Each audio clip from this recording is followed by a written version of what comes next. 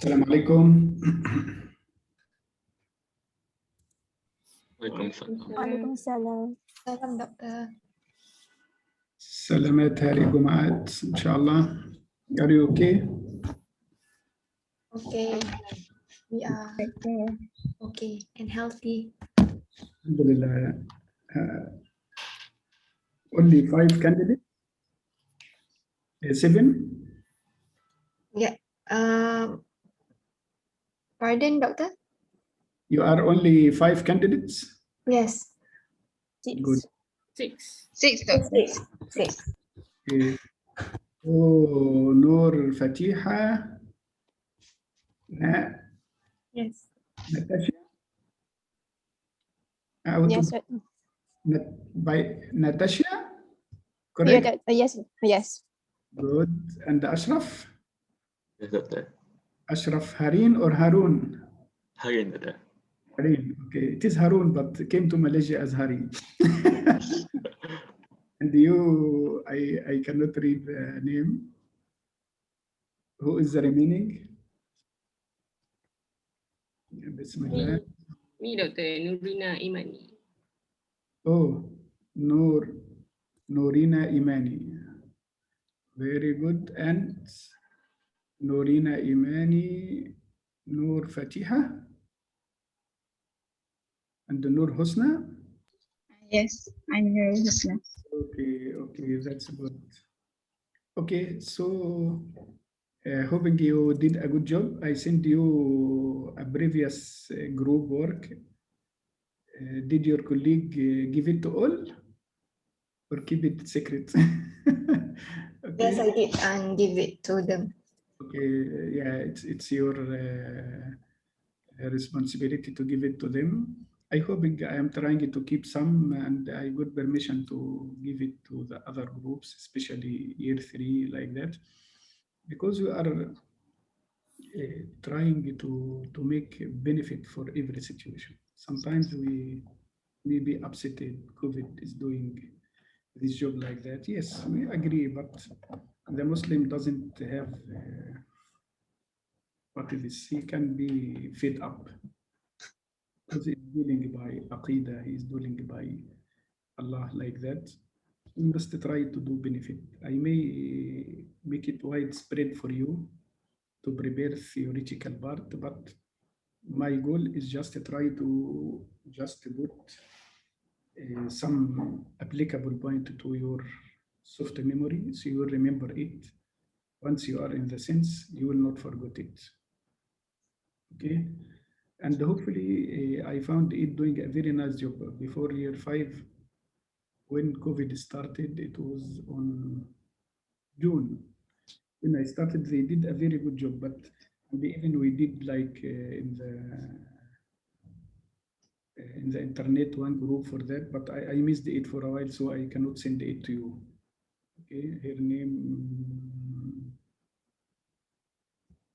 I will remember after that. But let me see your job, and just one of you can send me to the WhatsApp your names, so I will easy to give marks for you today. All right, Doctor. So who will be the first one to present? Me. I will present the first one and peripheral cannulation and lumbar puncture. Three Yeah. in one. Yeah. Okay. So, okay, let us start by Al-Kitab and then start by Fatiha.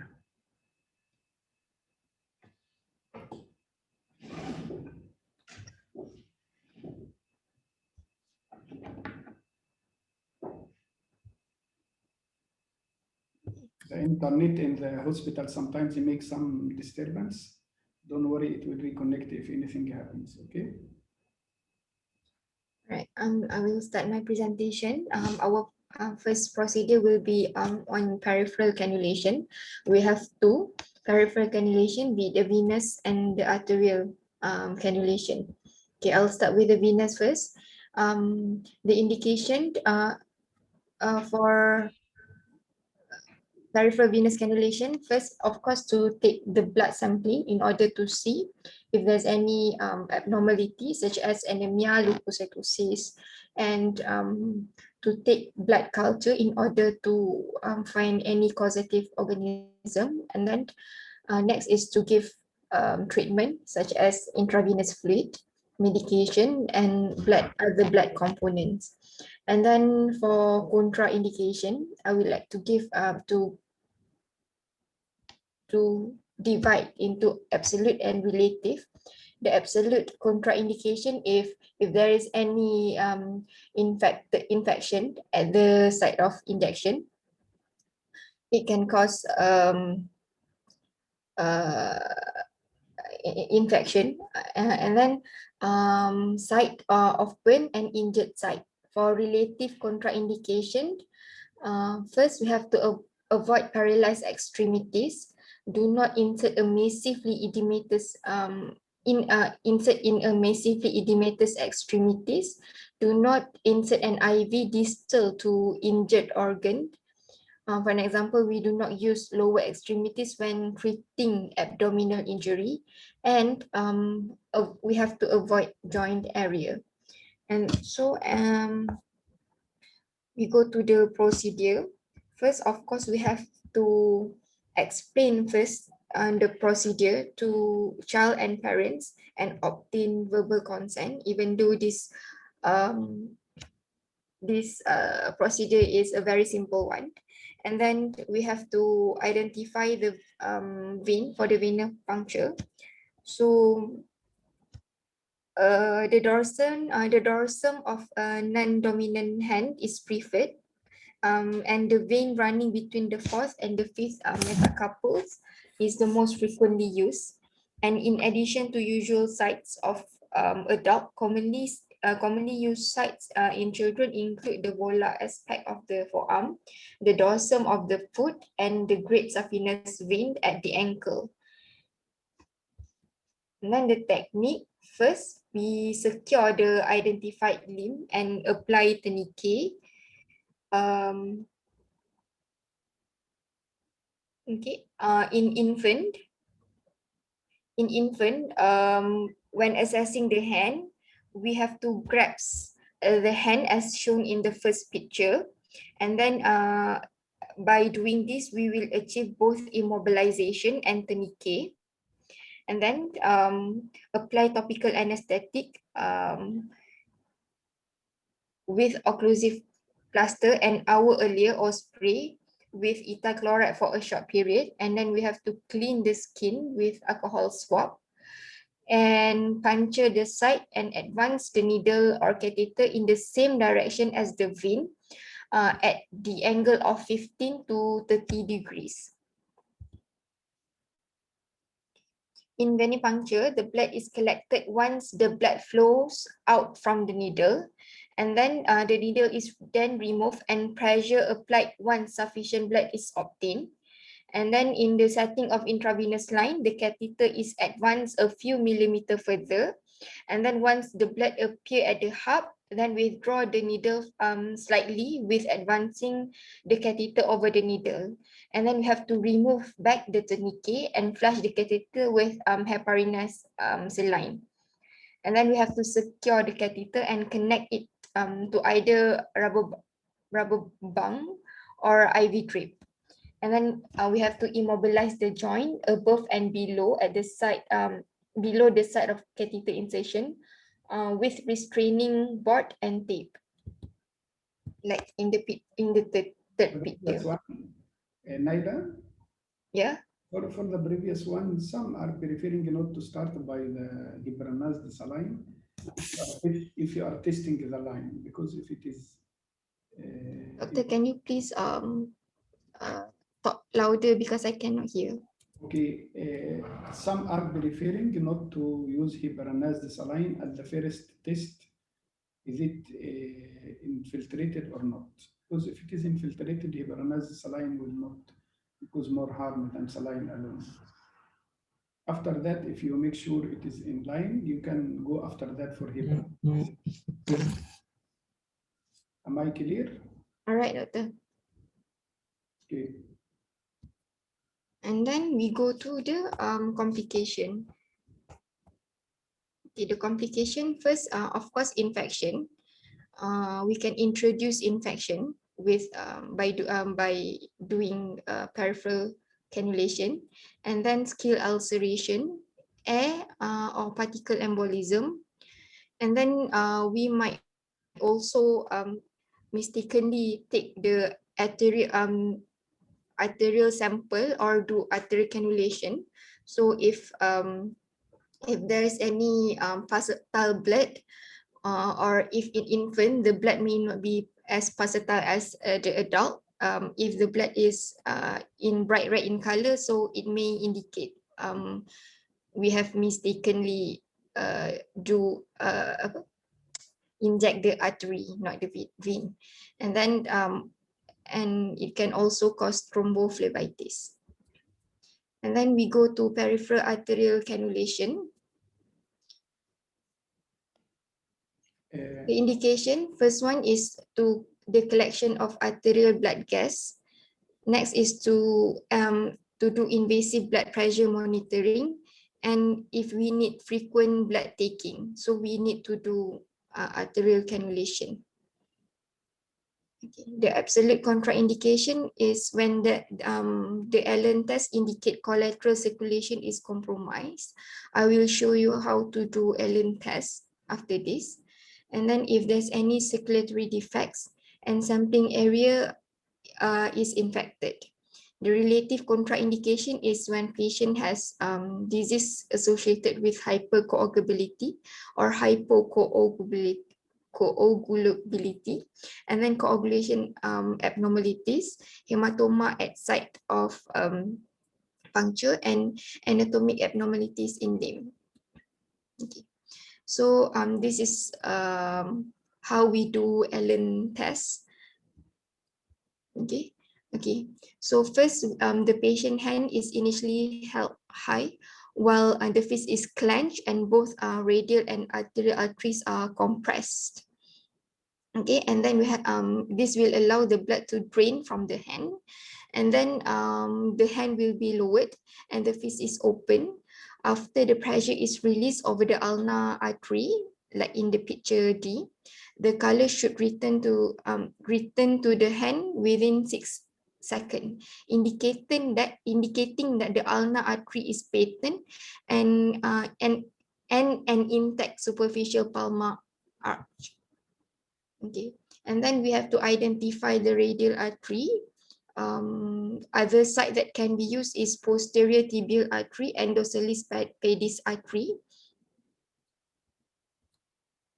And then topical anesthetic may be applied with occlusive plaster an hour before the procedure. And then we have to clean the skin with alcohol swab. Dorsiflex the wrist first. Puncture the skin and advance the catheter in the same direction, at the angle of 30 to 40 degree, and then the catheter is advanced about 2 to 3 millimeter further when the blood appears at the hub, and then withdraw the needle while advancing the catheter. So we have to ensure the good flow, and then in this case, should we flush with heparinized saline also, doctor? Yeah, if you are sure, you are in place and there is a backflow, you must go because arteries are easily obstructed also if from. All right. But I mean, for the first trial, try to use normal saline. It is going smoothly like that. Just go for heparinized one. All right. And then peripheral artery successfully, when the peripheral artery is successfully cannulated, so the peripheral artery is successfully cannulated, we have to ensure that the artery line is functioning and the arterial pulsation is usually obvious in the tubing. Connect to T connector entryway stopcock to a shrink pump and label the arterial line and the timing of the setting. Okay, and then we have to run the heparinase saline at an appropriate rate, 0.5 to 1 ml per hour for neonates and 1 ml, even up to 3 ml per hour for invasive BP line. We have to stop if there's any skin mottling or blanching. And then we have to immobilize the joint above and below side of the catheter incision with restraining board and tape, and taking care not to make the tape too tight. And then the complication, first, it can cause arterial spasm, which may lead to ischemia and gangrene. And for neonates especially, it can cause digital and distal limb ischemia, bleeding from the incision site, and hematoma. Should I proceed with the lumbar puncture, doctor? Your colleague did a good job that our standard skill here is how to define the vein or the artery and try to pick it. Okay, and you must have this skill. We used to say that the vein is better felt than seen. Okay, so like that, if you come to the antecubital fossa, it may be the vein is not appear, but if I may my hand and start to palpate, I can palpate it. Sometimes there is some people, the vein are telling you, I am here, but it's not in the beats. This is the most challenging one, especially at the toddler age. Usually it is very difficult to find a vein, but it is there.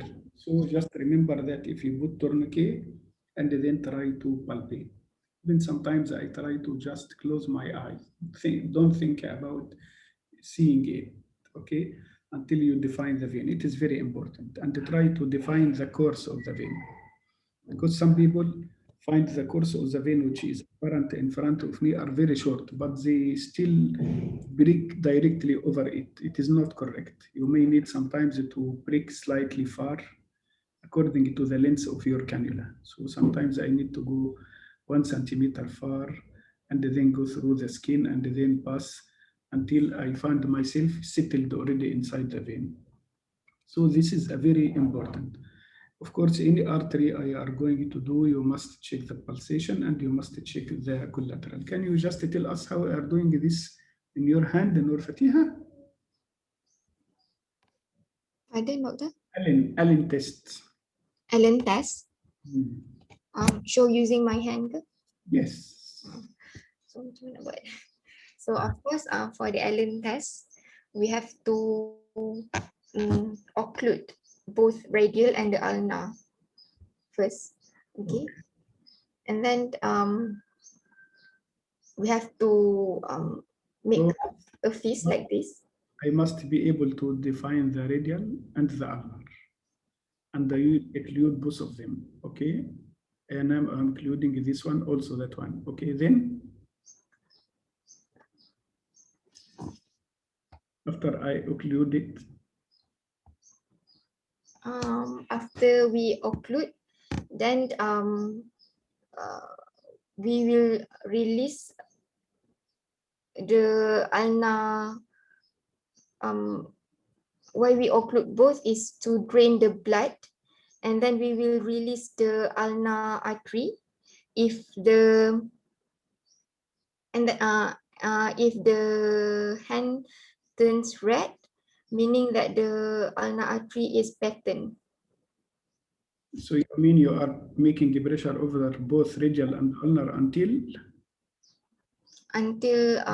it turns white.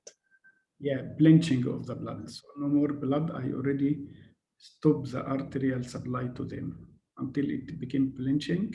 Okay, don't wait so long until it became cyanosed or like that.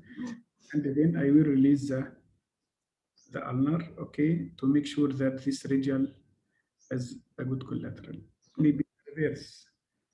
It may me I need to also release the radial to see if the ulnar is the ulnar until to see if the radial giving collateral or not, according to the artery I'm using, okay? So it is very important, this test. And any time are you going to puncture artery, you must follow the patient for considerable time. Because sometimes at the start, there will not be effect, but with time you will find it started to be cyanosed in the periphery. If you didn't notice, it will be edematous and then spread until sometimes it can go for gangrene. That's why early you are like the one who is using a knife. He must know that it will do good job, but it can injure. If you are not aware of that, you may make cause a very bad for yourself, okay? So that is the issue. How can I define the vein? How you be aligned with it? What is the angle? How can be a soft touch with the patient, especially pediatric? Don't be very tough and just try to speak to the child. And your colleague must add that we need to add some sedation, even for peripheral. We have now EMLA, which is like a topical anesthesia, which we added 20 minutes before. If I start and I know this child need to be punctured, I may put this one for 20 minutes. So when I break him, he has no pain. How can I distract the child? How can I restrain the child? All these are very important. It may be the child has a very nice vein, but he is very panic and getting his hand every time you break, he will get it. How to do, how to sedate, how to restrain. Sometimes we need one blanket to put all the child inside to restrain him and keep only the part which need cannulation. This is an important. If I'm going for central line, I may need to do sedation or even paralysis if needed, because it is not simple to go for like femoral artery and leave the patient fighting you.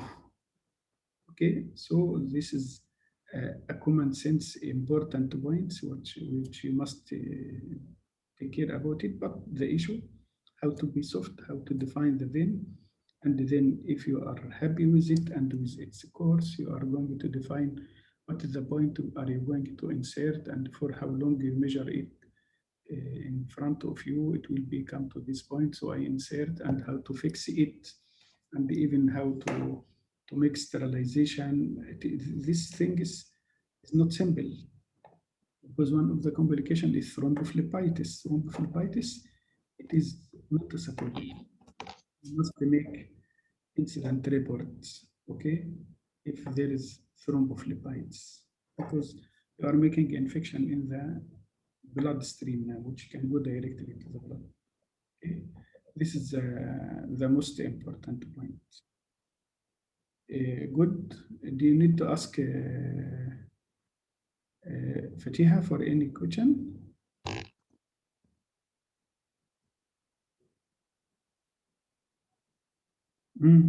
Yes, Ashraf. No question. No question. Okay. All of you agree for that? Okay, so you can go for lumbar puncture.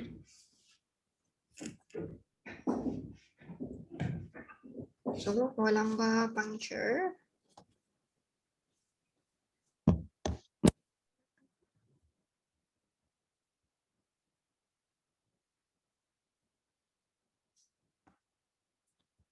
okay, so the definition of lumbar puncture, or also referred as spinal tap, is commonly performed procedure that involve obtaining and sampling the CSF, the cerebrospinal fluid, from the spinal cord. It can be for diagnostic purposes or for treatment. First one is the indication.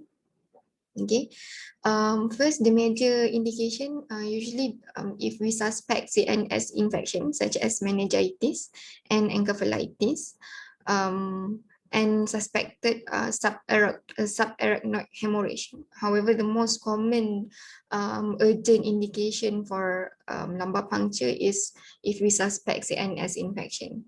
So before we do lumbar puncture, we have to rule out any sign of increase in intracranial pressure or any space occupying lesion. And then we by doing neuroimaging, and then later we proceed with lumbar puncture. And then other indication of doing lumbar puncture is for the diagnosis of Guillain-Barré syndrome and juvenile multiple sclerosis. What we look for in Guillain-Barré syndrome is increase in protein with normal white blood cell count. Okay. There's a term for it, I don't remember. Okay. And then juvenile multiple sclerosis, we look for increased presence of immunoglobulin.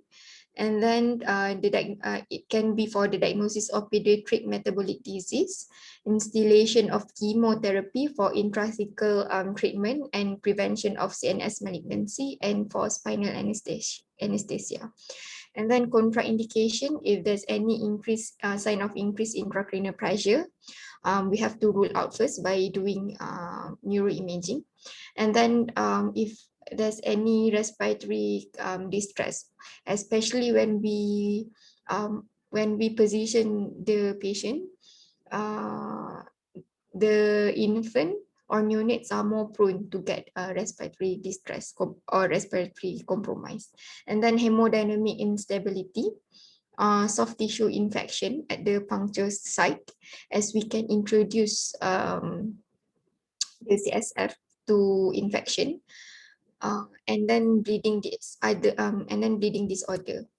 Okay, first, of course, we have to give clear explanation of the urgent indication of the procedure, as well as the detail of the procedure itself. This is important, especially in the Malay communities. They always have misconception about lumbar puncture. They think that by doing lumbar puncture, the patient can have weakness and so on. And then we have to have a written informed consent.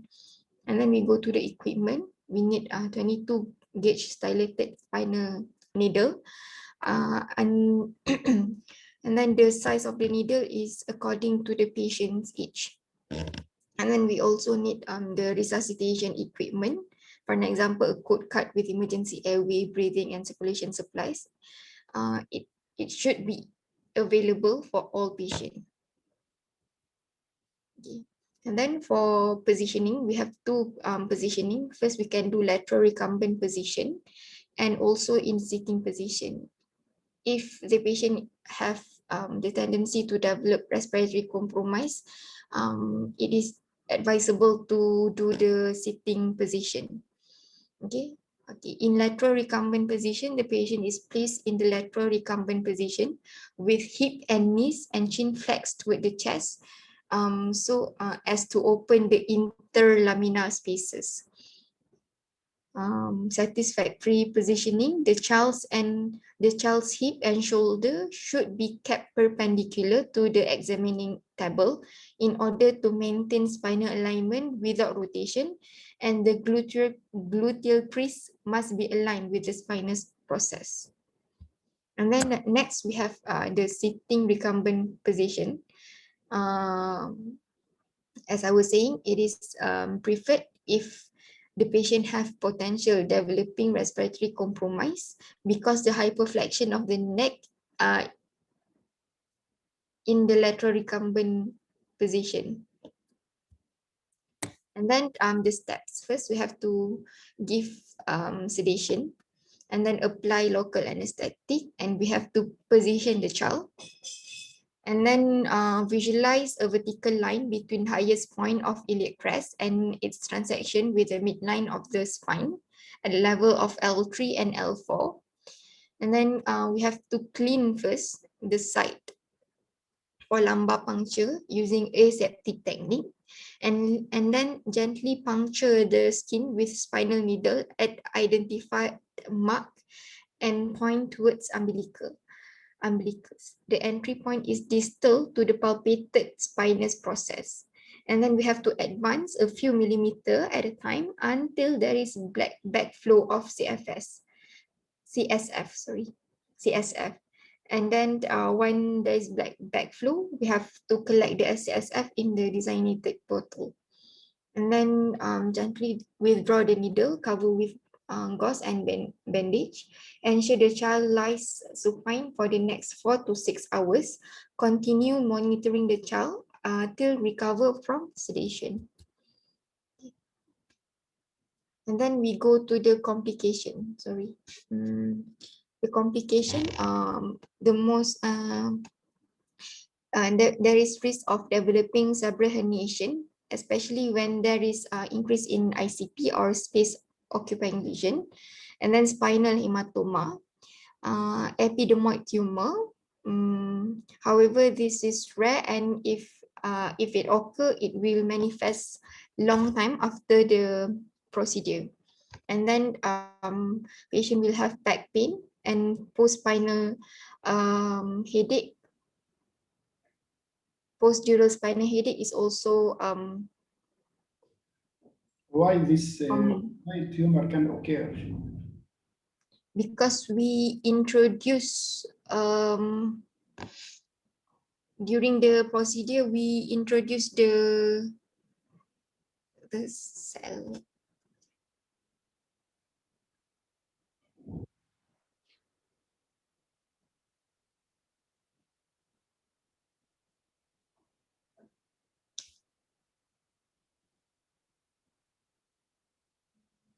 Because it is believed to be caused by epidermoid tissue that is introduced during the spinal doing the lumbar puncture, especially if the stylet is poorly fitted. Yeah, this is the point. If you are going to use a normal needle, what will happen? You are going to make a circular piece of the skin, you will puncture it completely. So it can go advanced with the needle until you settle it in the CSF. So with time, 1 year, 10 years, no one knows, it can start to go for malignancy like that, okay, or proliferative disease. That's why they advise we must use the spinal needle, which contain the stylet inside the needle. It's very important. Okay. Continue, Naila. And then the sample collection, we have to take 4 tube. The first tube we can send from 4 grams thin. And then the second tube we send for glucose and protein. Third tube for cell count and differential. The fourth tube, if there's any indication for spatial studies. For an example, fungal, viral, and chemical studies. If I'm not mistaken, if we suspect or if there's blood coming out from the CSF sample, then the first tube and the fourth tube we send for the gram stain. Done. Okay. So let us revise again. If the baby is going to do lumbar puncture, you must define your level, which is the lumbar 3 to lumbar 4, which is equal to the post-iliac crest. The same issue, you must do a good sterilization. How to do sterilization? You must start from the point which are going to break first, and then go lateral. Don't go lateral and then came to the targeted area. So I will start by the area which I'm going to sterilize, okay, and then I will do around, and repeat it 3 times. They give a time to be already dried, or if you are going to wash it by normal saline or whatever your technique, okay, so it is very important, okay. Then the issue of try to complete more flexion for the core, for the back and for the head, it must be at the last minutes.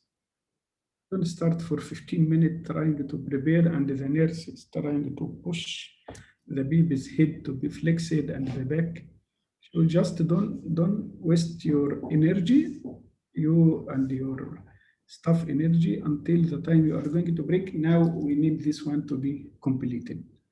And take care. Sometimes some doctors prefer to put like marker, not to miss it if you are going to dressing or like that.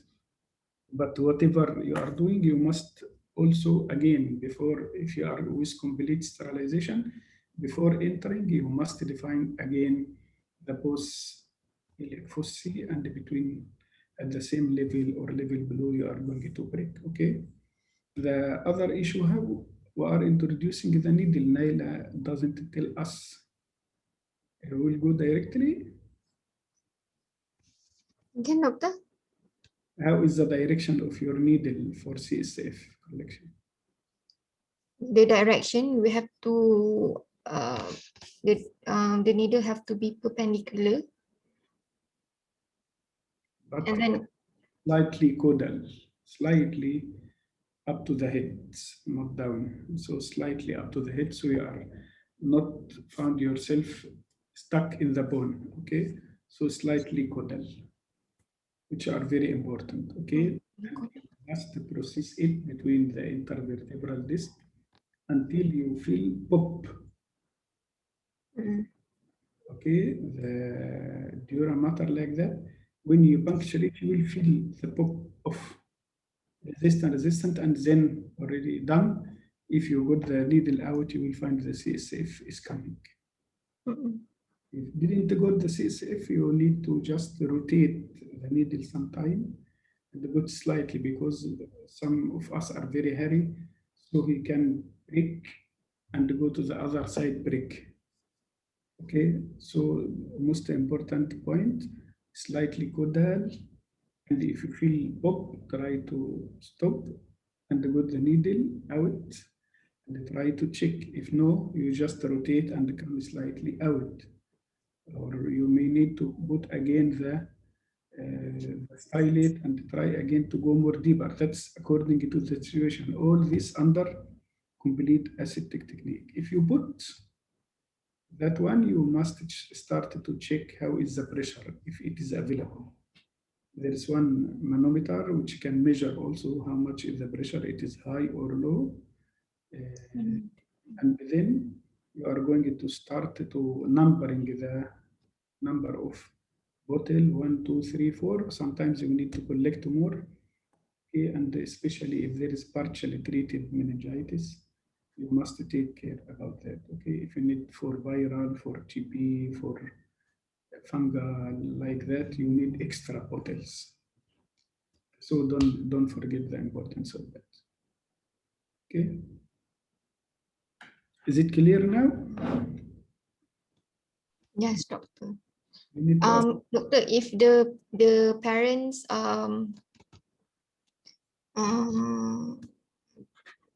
do not agree to do lumbar puncture, Yeah. then what about the treatment?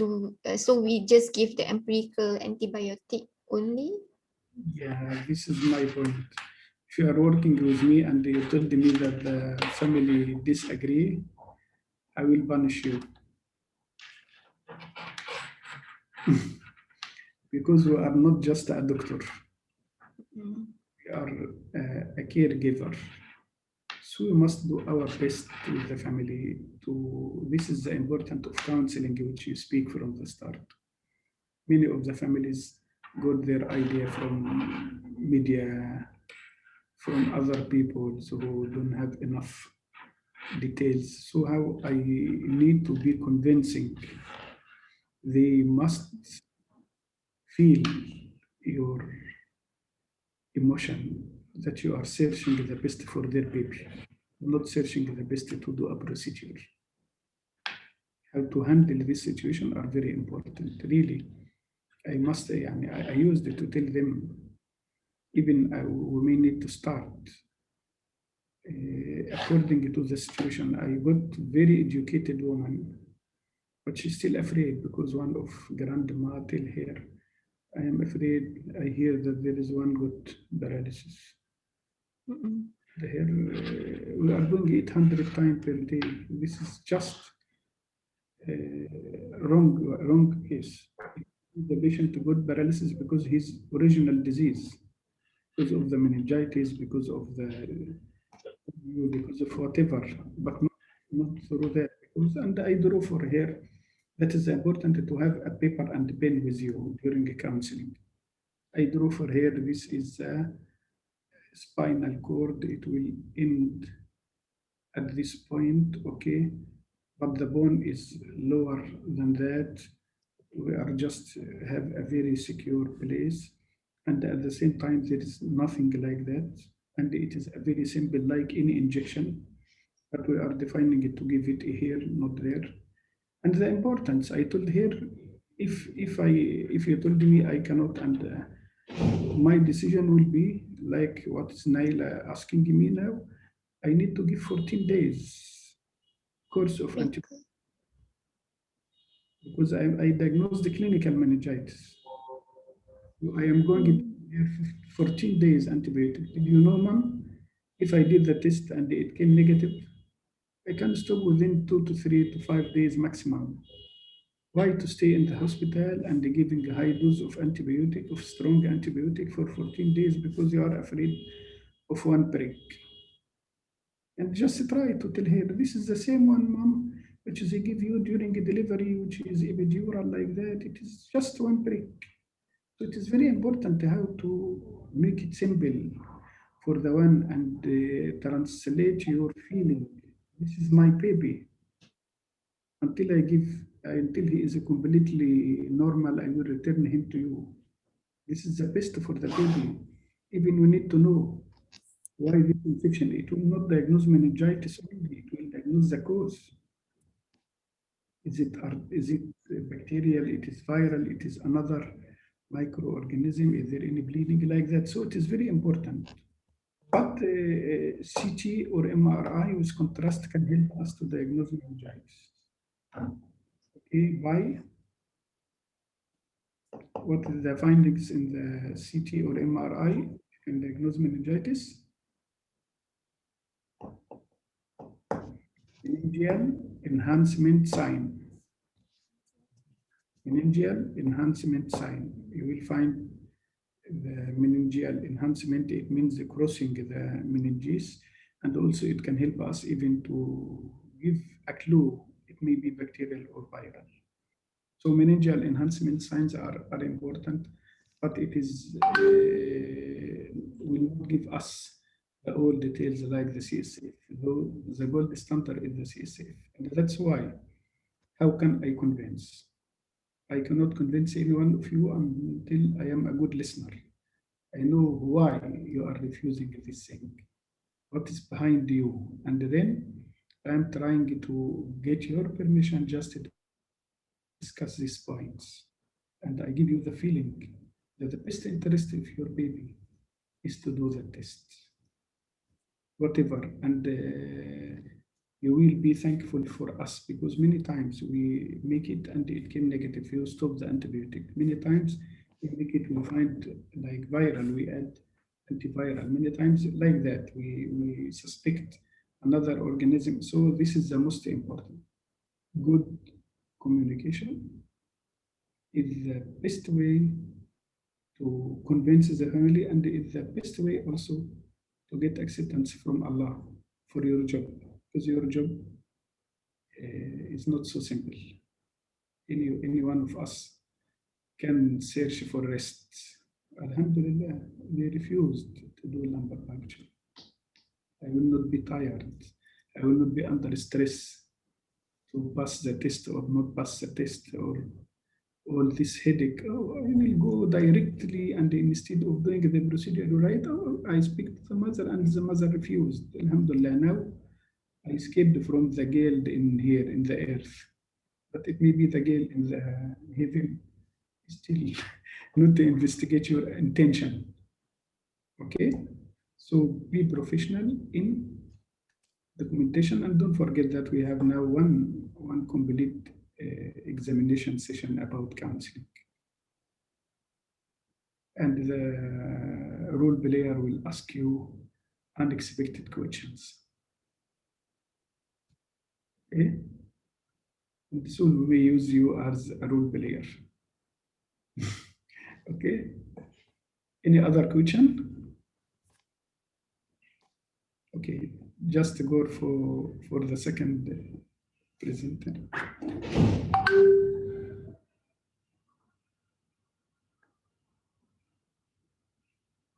Assalamualaikum warahmatullah.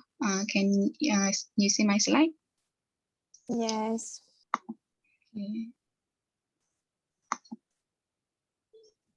So, Bismillahirrahmanirrahim. I am Nurul Husna binti Muhammad Yazid. Today I'm going to share about urine collection. Okay, so first, my outline. There are different types of urine collection. There are many methods of urine collection. So first, there are transurethral catheterization, suprapubic aspiration, urine bag, clean catch, and midstream specimen of urine. Okay, next. So the first introduction, the importance of this urine collection is because of urinary to investigate urinary tract infection. So urinary tract infection is an important cause of acute and chronic mobility in children. And these long-term complications include hypertension and decreased renal function, caused by renal scarring. So this is important to diagnose the UTI accurately, to ensure the appropriate therapy and follow-up, to give the correct antibiotic, and to avoid unnecessary therapy and hospital admission. So the manner in which the urine is collected and processed before it is cultured can affect the validity of the culture result. Okay, so move on to the first method of urine collection, which is the transurethral catheterization. Okay, so they are different according to boys and girls. Okay, a little bit introduction about transurethral catheterization. It is a safe and effective method in most infant and children who are not toilet trained, and it can cause contamination of urine.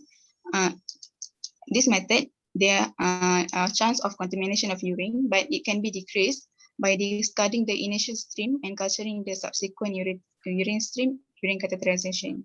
And this method is preferred by many physicians and parents because they view the suprapubic aspiration as much more invasive and painful. So the indications of transurethral catheterization is first to obtain urine specimen for urinary tract infection, also to relieve urinary retention. If child have any anatomic abnormalities such as posterior urethral valves or prolapsing urethrosil, inflammation of the urethra, mechanical obstruction related to blood clots or the debris in the bladder, and or if patient have neurogenic bladder. And also to monitor urine output in case of critically ill patients or patient that have dehydration or have nephrotic syndrome or else. And to obtain urine specimen for microscopy and culture, as well as to administer drugs. This is for prophylactic antibiotic for patients that have done micturating cystourethrogram. They need a stat dose of gentamicin or trimethoprim, 2 milligram per kilo for 48 hours after the procedure. And then the contraindication for this procedure is with patient with no urethral trauma or acute pelvic fracture, the patient have recent genital urinary surgery, or patient have known genital abnormalities such as hypospadias.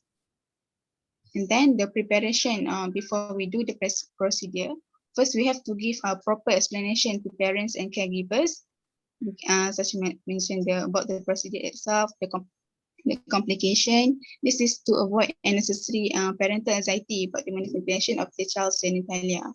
And then we have to ask about child history, if there's any allergic to history to latex, because we are using latex gloves, and also any previous attempts of catheterization, because it can tell if difficult before it may be difficult to do another catheterization. And then do ultrasound if available to identify the presence of urine, and it helps to improve the success rate of transurethral catheterization. Okay, so these are the equipment of transurethral catheterization: the sterile drapes, sterile gloves, sterile receiver, absorbent pad, and catheter bag. Okay, the one I would like to highlight here is the catheter size. The catheter size, we have to choose appropriately according to the size. Okay, so for the size is 4 French for children less than 3 kilo, 6 French for more than 6 kilo, and for older children, we can use Foley catheter 6 to 10 French according to the size. Okay, next is the transurethral catheterization technique for boys. Okay, so first we have to position the child in frog leg position to stabilize the patient. And then we have to cleanse the anterior urethra thoroughly with antiseptic. And then we apply sterile lubricant jelly to the end of catheter and retract the foreskin if the child is uncircumcised. As I said, I will show the picture after this. Straighten the urethra, hold the penis perpendicular to the body, and then we have pass catheter gently until urine is seen and advance few centimeters further. And we should maintain traction while applying gentle pressure with the catheter. If resistance, do not force the catheter if there is resistance. And then we secure the catheter with adhesive tape to the body. And if this is done only to collect the urine, and then we can remove the catheter after urine collection. Okay, so these are the picture. Before we insert the catheter and advance it slowly, and then we secure the if the child is big, we use Foley catheter, and then we should inflate the balloon and tuck gently after we to secure it. Okay, but if we do not want to use the catheter, we can remove, because if we want just for urine collection, you can remove the catheter after the procedure. And then this the proper position for penis in transurethral catheterization. So we have mentioned before that we have to straighten the urethra and using the non-dominant hand, and hold the penis perpendicular to the lower abdomen, and gentle traction is applied, and catheter is inserted with the dominant hand until urine returns. Oh, I forgot to mention before. If the child, if child is uncircumcised, so first we will retract the foreskin, right? But and then after the procedure is complete, we have to retract back. We have to retract back the foreskin to prevent the paraphimosis. Like if it's okay, can you guys understand? First we retract the foreskin, and then after procedure is done, we pull back the foreskin. Okay. You are not in need of retracting the skin if you can see the opening. Yes, it's only for uncircumcised patient.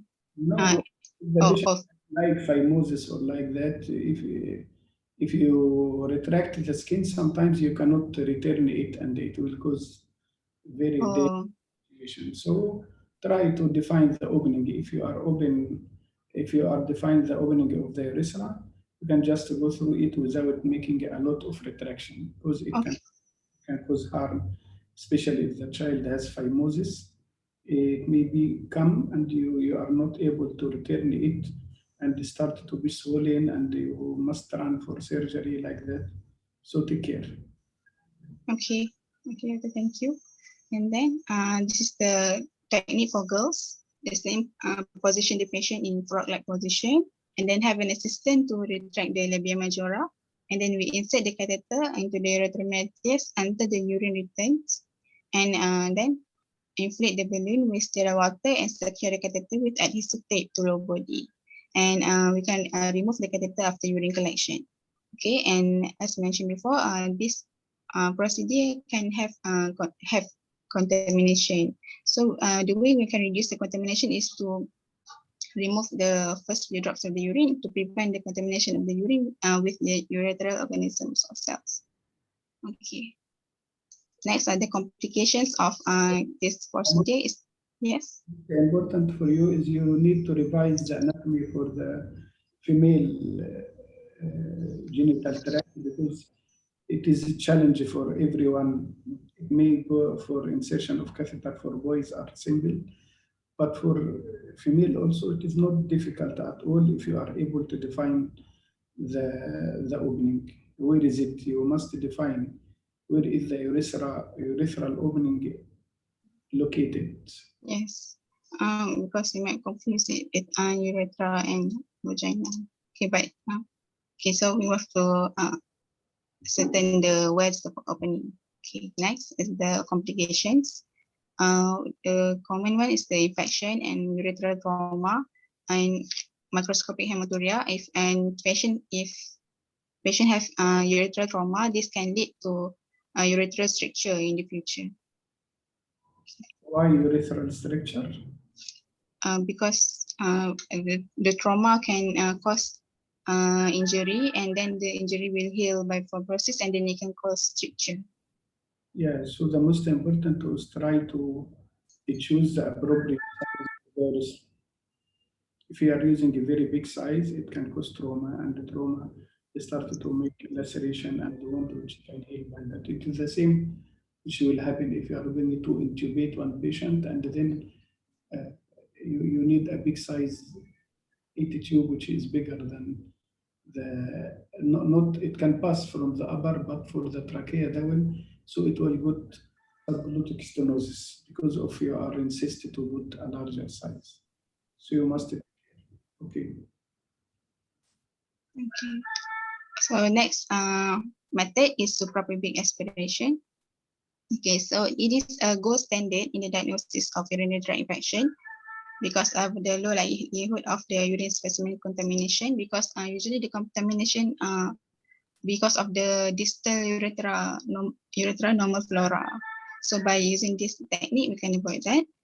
But it is less preferred because it is invasive and potentially painful. And the situation that we usually do this aspiration is for uncircumcised boys with tight phimosis and some girls with labial adhesions. And the success rate are different when we use ultrasound and when we do not. And for when we're using ultrasound, the success rate is almost 80%. Okay, so the indications are when we cannot visualize the urethral meatus. For example, if there is a labial adhesions or labial edema, intractable foreskin, and also if there is a chance of infection because of diarrhea, or maybe there is difficult to do suprapubic indications such as difficult to do catheterization because of unsuccessful urethral catheterization or previous urethral or intrarectal surgery. So the contraindications, they are genitourinary abnormalities, infection of the abdominal wall, clinically significant bleeding disorders, and massive organomegaly. And then, so for preparation, we have to give explanation to parents and caregivers and ensure the bladder is palpable. Give drinks to patient about half to 1 hour before the procedure. And so these are the equipments. We go with the sterile gloves, sterile drape, povidone iodine, sterile gloves, and sterile syringe, and 22 gauge for pediatric, sterile bandage. And if you are using the ultrasound, so we have to use the sterile cover for ultrasound and also the sterile gel and the rubber bands. Okay, so the techniques. First, we have to position the child in supine position. I will show the picture after this. Clean and drape the lower abdomen. You use the local anesthesia, and then occlude the uterine opening before the needle insertion, or maybe if patient is using nappy, use nappies. So the way to occlude, we can, for boys, we can squeeze the penile urethra, and for girls, we can apply urethral pressure to the meatus.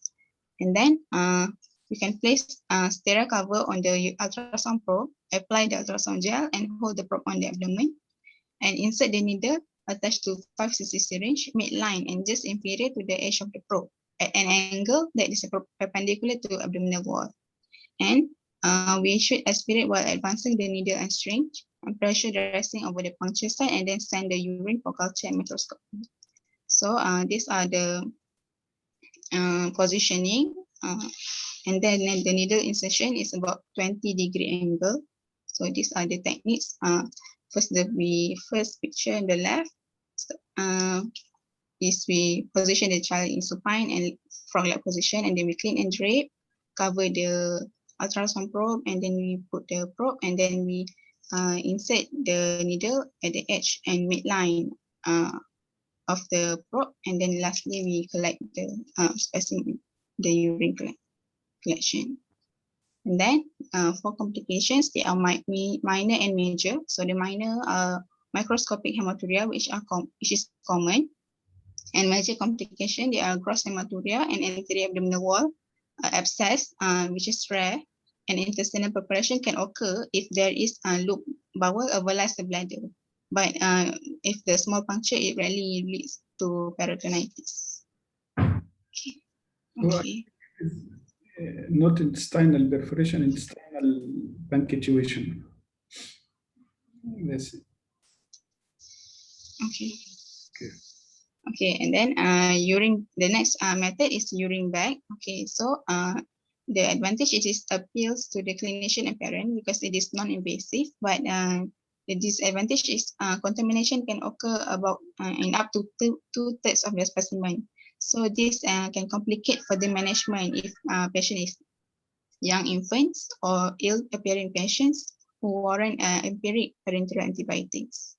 So the bag urine sample, it have a role in well-appearing older infant and children where urine catheterization is not frequently formed, or if the caregiver is reluctant to do urinary catheterization. So in this situation, if the urine bag have taken the sample of urine bag and negative urine culture, so we can avoid bladder catheterization. However, because there is a high likelihood of bacterial growth, so we should do close follow-up for patients that need assurance. We have to collect catheterized sample on any growth on the bag specimen and to avoid presumptive antibiotic treatment when bag specimen is obtained. And if there is a positive culture, we should be carefully interpret it. Okay. And then these are the equipments. So the urine collection bag and sterile gloves, biohazard bag, urine container, and wipes. So the techniques are different according to boys and girls. Okay, first, we have to clean the area. So clean the end of glands of the penis and do not forcefully retract the foreskin, but clean the tip of the penis thoroughly with moist towelette. Be sure to clean the meatus. And then we have to clean from the tip downwards and then clean the scrotum and anus and allow the area to air dry. Okay, this is for boys. For girls, I have to clean the area as well. Clean from the front to back and clean from one side to the meatus with first towel and then second, the other side with second towel, and then the third one using the directly on the top of the meatus and clean around the anus as well. And throw away the used towelette and allow the area to air dry. And then we have to insert the urine bag. Okay, the way is we have to pinch the center of the white paper to make a crease and then peel off the adhesive. You guys can see this around the opening of the bag and then spread the child's hip and stretch out the skin folds on the groin and place the bottom crease part of the adhesive on the skin accordingly. So, okay. And then press the adhesive smoothly and firmly in place and remove the upper part of the adhesive part and put on clean diaper and collect specimen. So it is different according to female and male, boys and girls. Okay. And the way to collect the urine sample, we have to reapply back the diaper. And then if the child has urinated, then we can slowly peel off the bag to avoid spilling the urine. And we seal the collection bag at the top by folding the adhesive area together. So this will prevent spills and keep the sample clean. And then we place the collection bag upright into the sterile cup, the urine container before this, and we screw the lid on tightly. And then we place the biohazard bag and seal the bag. So send the urine sample within 1 hour of collection. If there is delay, we have to keep the specimen refrigerated up to 8 hours and transport the sample once. Okay. Next procedure is clean catch. Okay. This clean catch can be used for urine collection in both toilet trained and non-toilet trained children. However, it is not recommended in infants younger than 6 months of age because this technique has a low yield. Low yield means like we only got low amount of urine, and the contamination rate is about 16%. And then the equipments quite the same as before, but there's no urine collection bag. And then for clean catch, okay, we have to have the sample container ready and remove the child's nappy and do proper hand hygiene. Clean the skin around the genital area as in the figure 1. Use a clean paper-based plastic tweezers and gauze soaked in water, and keep watching until child does a wee. Child urinate, okay, and be ready to catch the urine sample. And to encourage the child to wee, there is a technique where we, the quick wee technique, where we gently rub the lower abdomen tummy for a few minutes using a clean piece of gauze soaked in cold water. So this is the picture. And then we hold the container away from the child's skin when catching the urine to prevent the bacteria from child's skin and our doctor's skin, because we do not want to contaminate the urine sample. Okay. Okay, so the next one is midstream specimen of urine.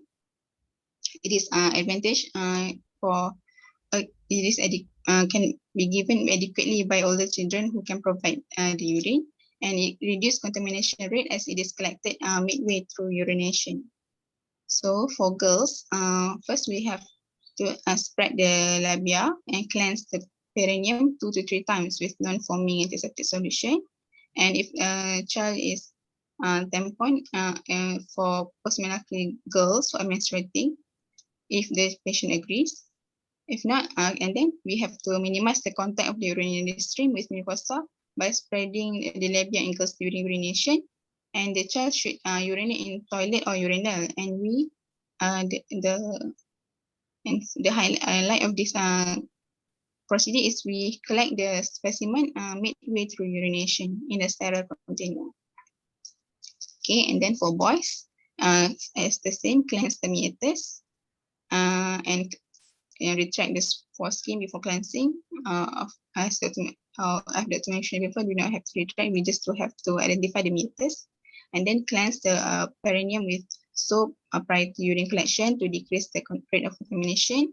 And the child the same, urinate into a toilet or urinal and collect it midway through urination. Okay.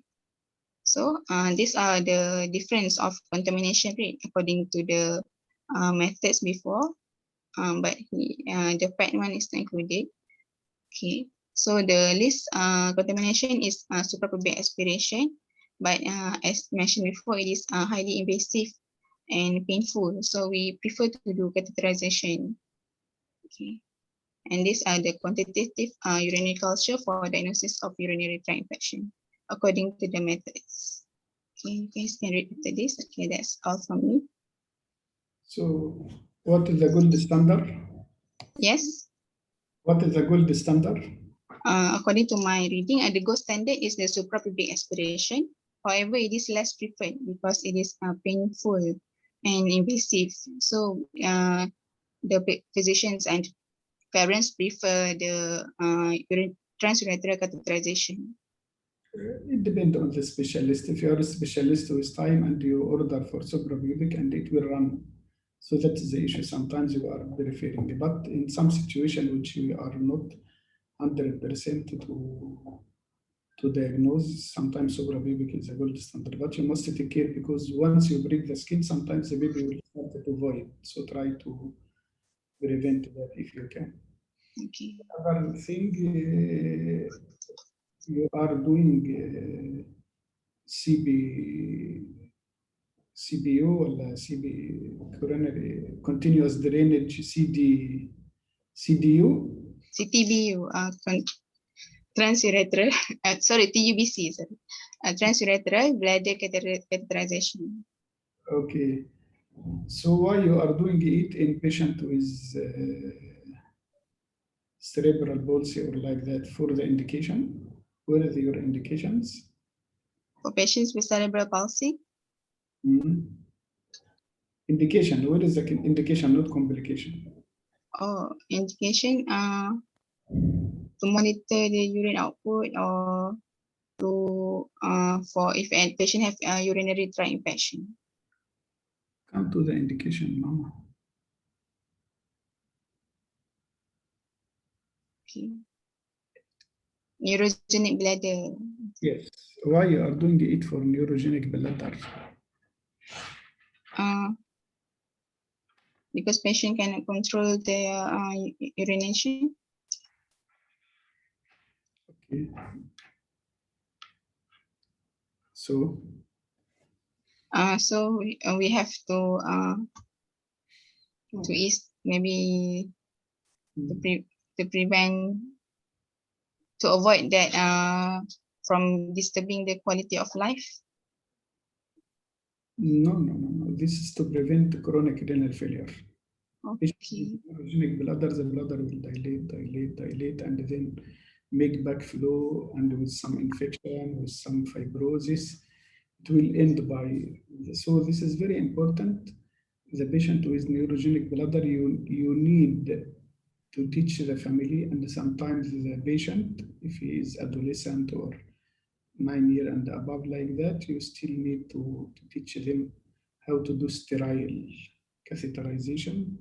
They are doing it intermittent catheterization 2 or 3 times per day just to avoid the urine, which are very important. Okay, so importance just not to know the knowledge, not to do it. Sometimes we need to teach the family how to do that, because if the patient family are educated and they know the precaution and how to prepare and what is the possible complication, I think they still can help for that. Some of them are so far from the hospital or medical facilities and like that. Okay. Okay. So all of you are going to present today, or you are divided into two sessions? What is the plan, Naila? I think we will not manage to finish everyone by 1 p.m. I think we have to do another session, doctor. Are you okay with that? Let us go for the said presenter, and at the end we can discuss. Okay. Right. Take care of the timing. Okay. Say Bismillah. Who will be number 3?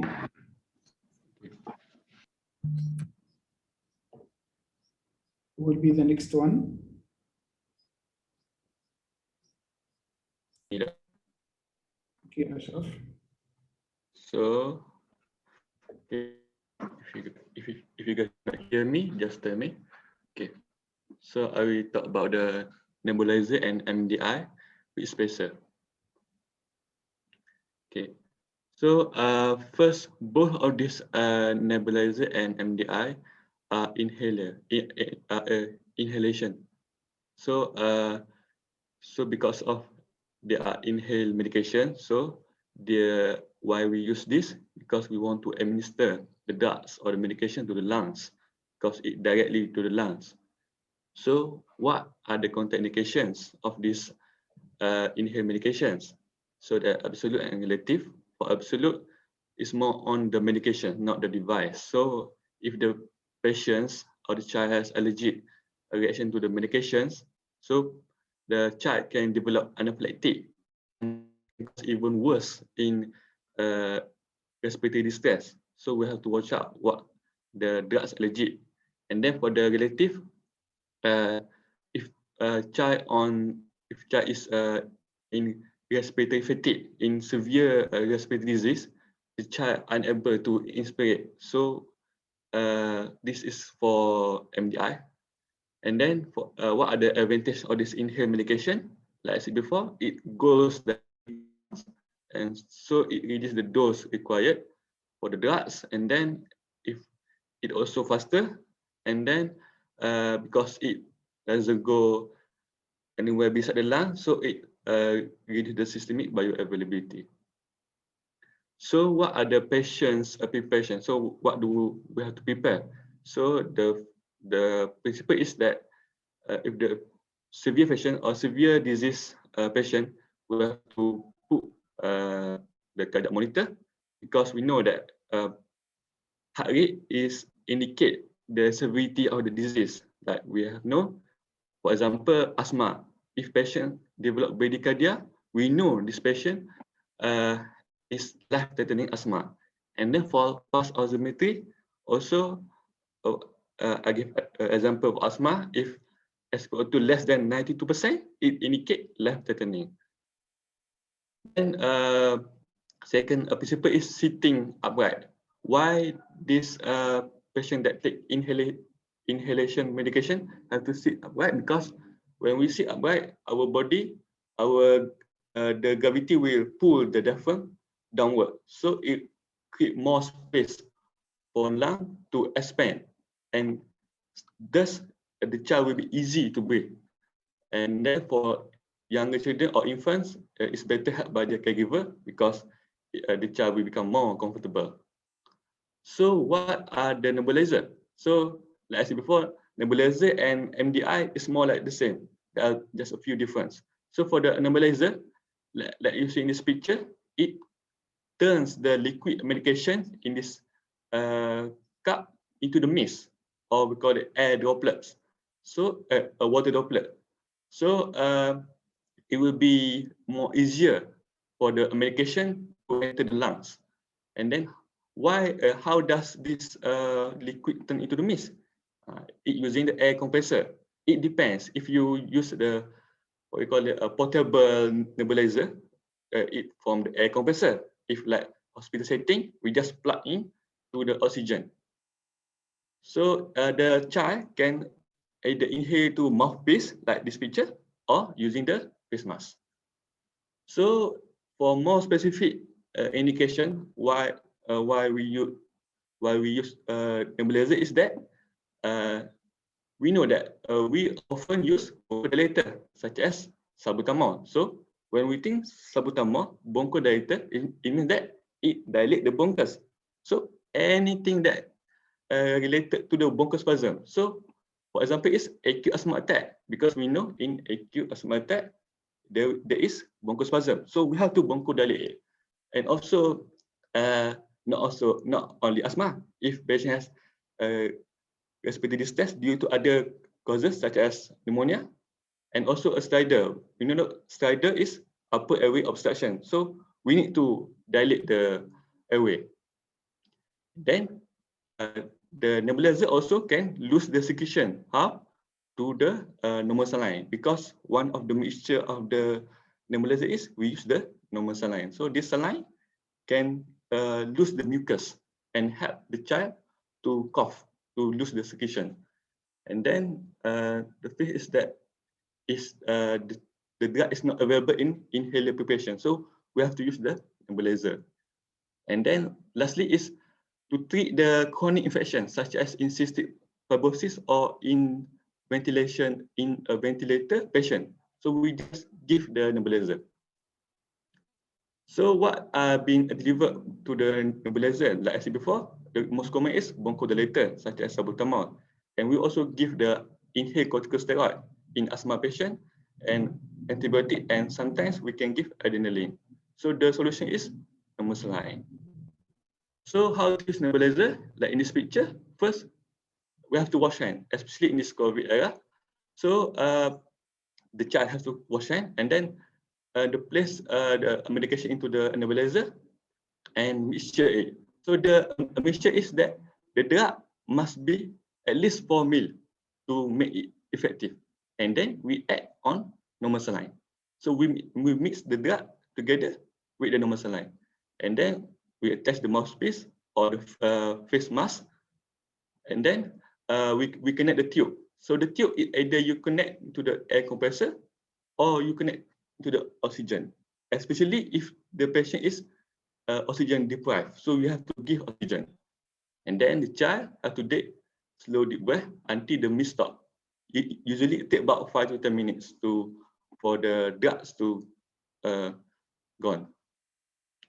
So how to clean because the inhale is used mouth, so it predisposed to infection. So we have to clean it regularly. So how to clean?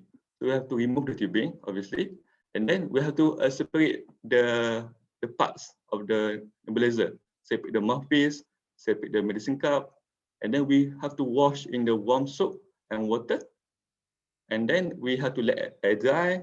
And for the tube, we and the air compressor, we just need to wipe it down. And then for every 6 months, we have to change the air filter. So that's for the nebulizer. So what is MDI? With spacer. So as you know, MDI is metered dose inhaler, this one. So with spacer this one. Spacer, the other name is aero chamber. So why we need spacer? Because it slow down the drugs taken. So when it slow down, it takes time, and the drug will be better deposit in the lungs. So how to use this inhaler and spacer? So the first picture is that we have to take the cap off, and then we have to shake it about 5 seconds, and then because it with spacer, so we have to attach it with the spacer, this one, and then before the child have to put in his or her mouth, the child has to breathe out all the way, and then closely seal the lips around the mouthpiece, and then press the MDI and breathe in slowly and deeply. And this is important. If the child can do, the child has to hold the breath for 10 seconds to maximize the drugs. And then rinse with the water and spit out. And if the child need another puff, wait about 1 minute and then repeat the steps. So what are the dosage for this drugs? So I pick the common one is bronchodilator. So bear in mind in this COVID era, they recommend to use MDI compared to the nebulizer, because nebulizer give more aerosolized. So that's why there is MDI equivalent dose. So for salbutamol, if on nebulizer, it's about 2.5 milligram. For MDI, around 3 to 5 puff, and then it's double. And then for the ipratropium bromide, for nebulizer, it's around 0.25 milligram, and for MDI, it's about 2 puff, and it also double, so it's easy to remember. And then for budesonide, it's about 0.25 milligram, same as ipratropium bromide. And then same also for MDI, it's about 2 puff and 4 puff respectively. So spacer also, we have to clean it. So because we use it often, so we have to disassemble or separate the things, and then we have to soak it. Same as a nebulizer before. Soak it in the warm soap about 15 minutes, and then rinse it, and allow it to dry. So all these two, nebulizer and MDI, the complication is not because of that device, it's more on the drugs. So what are the medication that child take? So I take the common, which is salbutamol or bronchodilator. So this is the side effect of the salbutamol. It can give rise to tachycardia. Why? Because we know the salbutamol is beta-2 agonist. So sometimes it can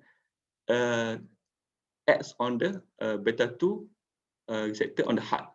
And then this, because of this increase in heart rate, sometimes it can cause arrhythmia, especially supraventricular tachycardia and agitation and oral candidiasis. Because you know, for asthma patient, we take inhaled corticosteroid, so it keeps the normal flora in the mouth. So what we monitor and what is the follow up? So especially in acute respiratory distress patient, we have to monitor the symptoms, the signs, and then we have to assess the patient before and after the medications. And then the follow-up generally is for the acute setting or acute episode, we have to follow up about 1 to 7 days after we give the medication. And for the stable patient, it's more long. We follow up every 3 to 6 months. So the things that the nebulizer and MDI is like almost the same. The difference is that nebulizer is more on hospital setting because we can put in oxygen, and then it's more on patients who are in severe respiratory disease because of the fatigue of the muscle, respiratory muscle. And then the MDI is more on acute setting because it's easier. Patient just can puff the MDI. However, it need proper technique to deliver MDI. Any question?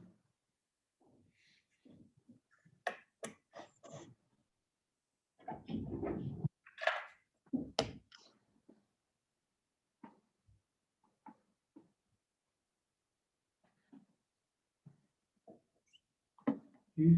So anyone need to ask any question for Ashraf?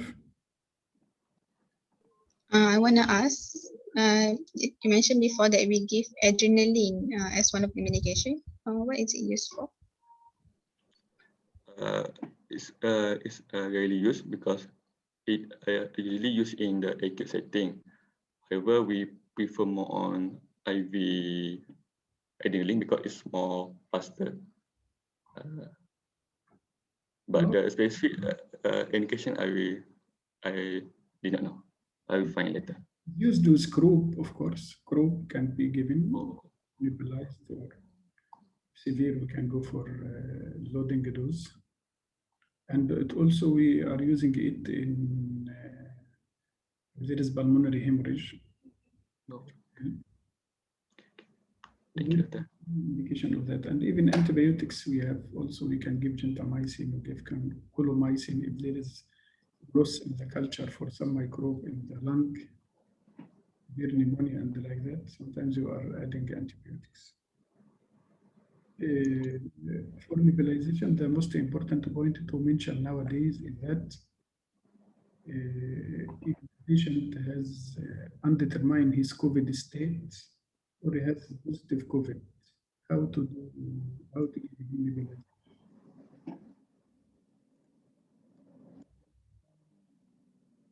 Doctor? If the patient has undetermined state of COVID or COVID positive, Okay. how I can give him nebulization? If we have to prefer the MDI first, but if we have to use the nebulizer, it must the setting must the personnel must use the PPE level 2 or level 3. Yeah, PPE is a very important, and you must present for me the PPE level 1, 2, 3 in your skill or procedure presentation. No, I mean you are not allowed to give nebulization for COVID patient unless he is in negative room, negative pressure room, because it will spread in the area. Even it can spread with the AC like that. So at the time we are going it for MDI. Okay, it's very important to remember that. Maybe you are going to practice soon. We don't know what is going with this epidemic. Okay. Good. Yeah, thank you. So I think today may be enough for you. Suppose we have 3 presenters. Can I know what is the proposed time for the remaining presentation?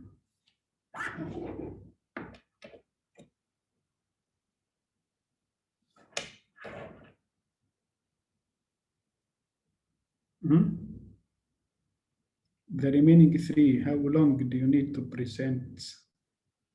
So I will try to specify some time for you.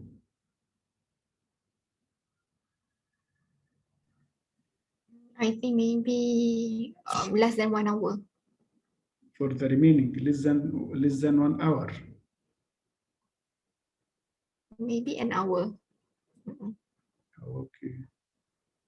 Okay. 20 minutes each. Keep standby. If do you have any other meeting today? Oh yeah, doctor, I would like to ask regarding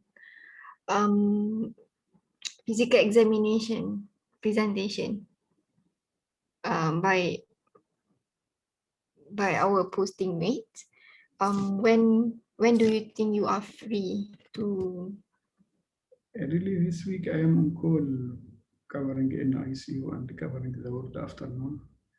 I don't know, but just answer the first question today. Do you have teaching from? 3 to 4 p.m. we have IIMP. IMP. We'll finish at 4. Yeah.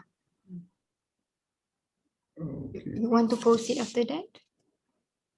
I'm thinking, I'm afraid I may miss, I will not get time for your procedure. So I need first to finish the procedure, and you need to send this physical examination to all the group, everyone to read until I'm able to make a session for you, inshallah.